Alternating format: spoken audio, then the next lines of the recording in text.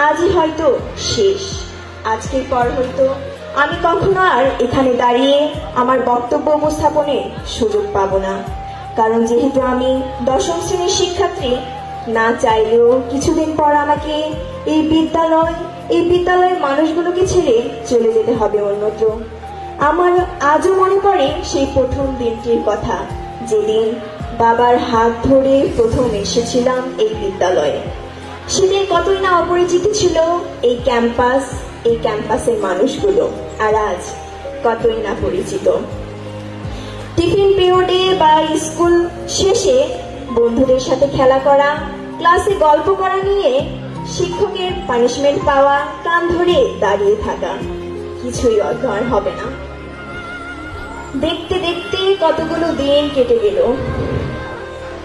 ছাত্র জীবনের প্রায় শেষ প্রান্তে এসে দাঁড়িয়ে কতগুলো স্মৃতি থেকে যায়। প্রতিটি শিক্ষার্থীর জীবনে এই ছাত্র জীবন এক স্বর্ণালী সময়, তবে আমার কাছে এর থেকেও বেশি কিছু।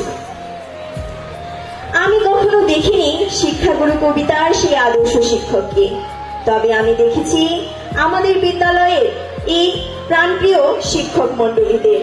তারা সব সময় আমাদের যেভাবে সাপোর্ট করেছেন বা বিভিন্ন বিষয়ে আমাদের সাথে থেকেছেন, অন্য কোনো বিদ্যালয়ের শিক্ষকরা তাদের শিক্ষার্থীদের করে থাকেন কিনা তা আমার জানা নেই।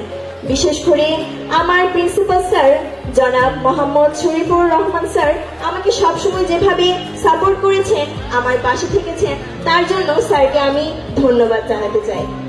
শ্রদ্ধেয় শিক্ষক ভাইস স্যার জনাব আফাসউদ্দিন স্যারকে, তার এই হঠাৎ করে চলে যাওয়া আমাদের সকলের জন্য অতি কষ্টদায়ক। তিনি ছিলেন একজন সৎ মানুষ।